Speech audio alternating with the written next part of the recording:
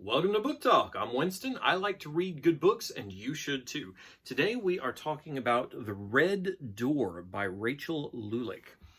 Now, do you dream? There's a red door in the middle of town. It's forbidden to even look upon it. Those who are cast out of society are cast through the door, and they never return.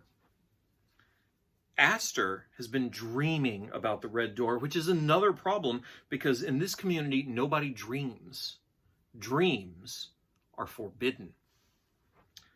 This close-in view of a world focuses really tightly upon Aster. When she is forced to flee the community and wrestle with the implications of her dreams, the world begins to open up onto a society that is frustratingly self-involved, with no desire for exploration or growth. Everything about the system is designed to maintain the status quo, preventing any sort of progress by controlling the very desire of the inhabitants to imagine something more.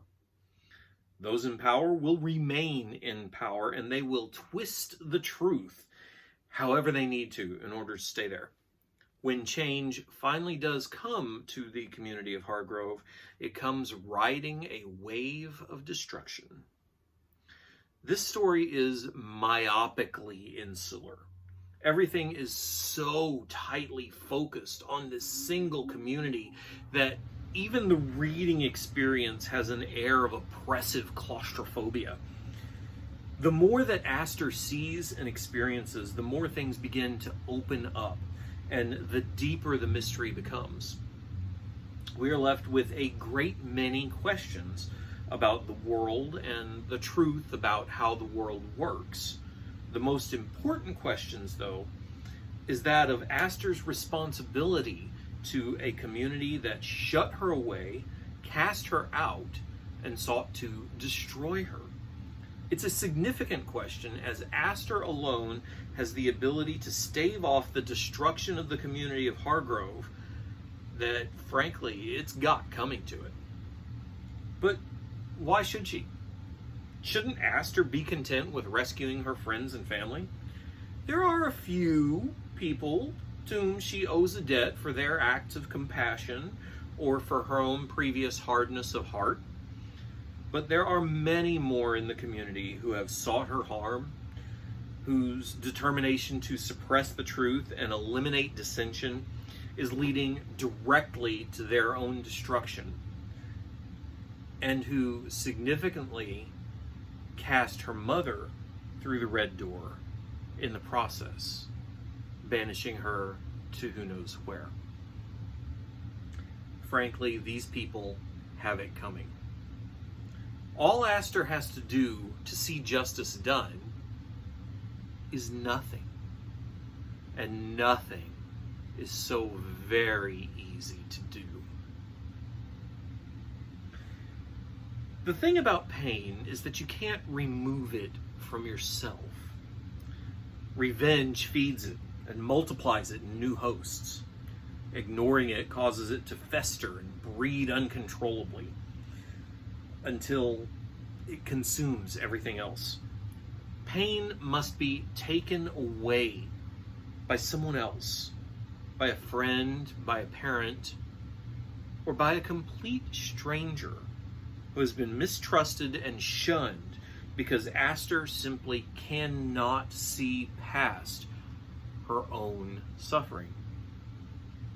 Aster is ministered to by another dreamer, someone who has chosen instead to suffer with the dreamless instead of leaving them behind in their hopeless state. There is a clear parallel in Christianity. When Jesus came to earth for the purpose of ministering to humanity, he was first made like us in every respect, assuming the full aspects and weakness of humanity in order to show us true love. This is according to the book of Hebrews, chapter 2. The power of that kind of ministering reaches us where we need it the most, and it does so for Aster as well.